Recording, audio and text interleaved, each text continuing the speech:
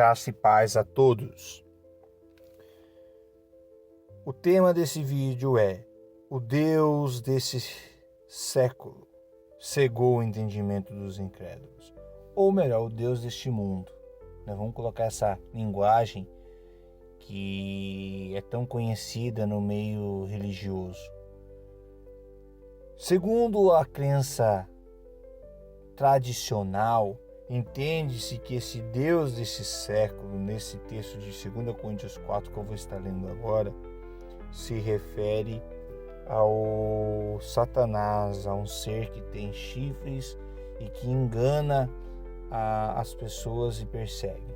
Mas vamos ver se realmente é esse ser, ou o que é que o texto está dizendo. Vou ler o versículo 4 do capítulo de 2 Coríntios 4. Diz assim: nos quais o Deus deste século cegou o entendimento dos incrédulos, para que lhes não resplandeça a luz do evangelho da glória de Cristo, o qual é a imagem de Deus. Quando lemos esse texto, apenas sem o contexto, somente ele, a gente pode até entender como o sistema religioso propaga. Eles querem colocar que quem está cegando o entendimento das pessoas é o Satanás. Mas será que é isso que o texto diz, como eu já estou falando? Não. Vamos lá. Primeiro, nos quais o Deus desse século. A palavra século aqui, quando a gente clica nela, no grego está aion. Ou seja, aion tem algumas traduções como idade interrupta, mundos, às vezes ele é traduzido, século, período de tempo. Mas o sentido original dele é era, um período de tempo. Ou seja, o texto trazendo ele no sentido seria assim: nos quais o Deus desta era cegou o entendimento dos incrédulos. Qual era? A era que nós estamos hoje ou a era do passado? Nós vamos descobrir isso. Mas primeiro a gente tem que ler o contexto. Quando você começa a ler o capítulo 3 de 2 Coríntios, o apóstolo Paulo ele está falando sobre a antiga aliança e a nova aliança. E ele fala que a antiga aliança é o ministério de morte e condenação. Não vou ler tudo, senão a gente vai ficar muito extenso o vídeo.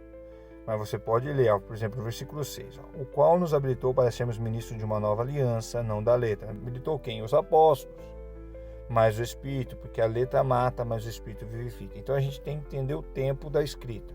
Nos seus dias, Paulo está falando que Deus tinha habilitado eles para serem ministros da nova aliança. Aí o 7, se o ministério de morte, gravado com letras de pedra, ele está falando do ministério da antiga aliança, que ele era gravado em pedras e tal. Aí no versículo 9, que o ministério de condenação foi glória, em muito maior proporção será o glorioso ministério da justiça, que é o ministério do Espírito. Continuando, agora no versículo 13, e não somos como Moisés, que punha véu sobre a face. Ele está falando que eles não eram igual Moisés, que colocava um véu na face dele, para que os filhos de Israel não atentassem na terminação do que se desvanecia. Mas os sentidos deles se embotaram, pois até o dia de hoje, quando fazem a leitura da antiga aliança, o mesmo véu permanece, não sendo revelado que em Cristo é removido. Ou seja, a antiga aliança cegava as pessoas ali, ela era um véu que impedia as pessoas de ver o que Cristo estava removendo, que era a antiga aliança. Mas até hoje, nos dias atuais de hoje, não, até o dia deles lá. Mas podemos dizer que até hoje tem isso também, mas vamos falar o que o texto está dizendo.